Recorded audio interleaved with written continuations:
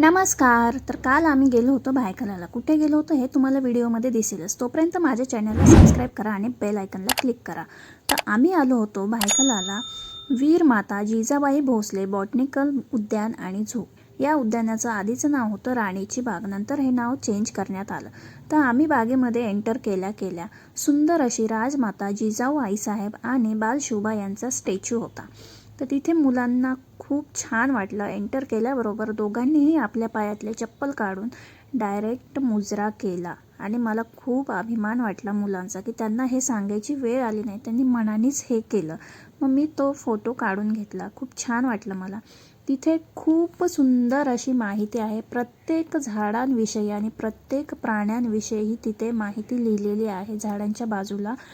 तर मला हे खूप छान वाटलं कारण मुलांना खूप नॉलेज भेटलं झाडांविषयी, प्राण्यांविषयी आणि खेळायला तर विचारूच नका. एवढी मज्जा केली माझ्या दोन्हीही मुलांनी. खूप फोटो काढले, खूप एन्जॉय केलं आणि त्यात पाऊस पण आला भरपूर. आम्ही पावसामध्ये भिजलोसुद्धा.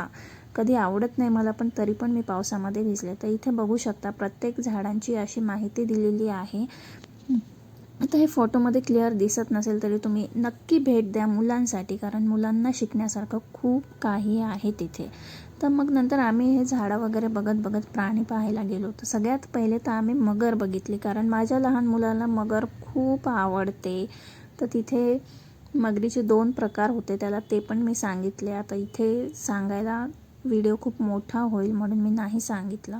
ॲलिगेटर आणि क्रोकोडाईल. तर ॲलिगेटरचं तोंड कसं असं टोकदार असतं आणि क्रोकोडाईलचं नसतं, असं थोडक्यात माहिती मी इथे तुम्हाला सांगितलेली आहे. तर खूप मज्जा केली मुलांनी. बाहेर आल्यानंतर त्यांनी ॲलिगेटरवर बसून फोटोज काढले, व्हिडिओज काढले. खूप एन्जॉय केलं मुलांनी. त्यानंतर कासव बघायला गेलो. तर कासवाचे पण तिथे 2 प्रकार होते. एक जमिनीवर राहणारे कासव आणि एक पाण्यामध्ये राहणारे कासव असे. तर ती पण माहिती मी इथे फोटोमध्ये दिलेली आहे. आणि सापांविषयी पण माहिती दिलेली आहे की जे 4 साप आहेत, जे अतिविषारी साप आपल्या भारतमध्ये आहेत, ते इथे सांगितलेलं आहे. खूप सुंदर माहिती आहे. अजून तुम्हाला व्हिडिओ मी नेक्स्ट पार्टमध्ये दाखवणारच आहे. तोपर्यंत स्टे ट्यून. आणि व्हिडिओ कसा वाटला हे मला कमेंट करून नक्की सांगा. भेटूया आपण अशाच एका नवीन व्हिडिओमध्ये. तोपर्यंत bye bye. Thank you for watching.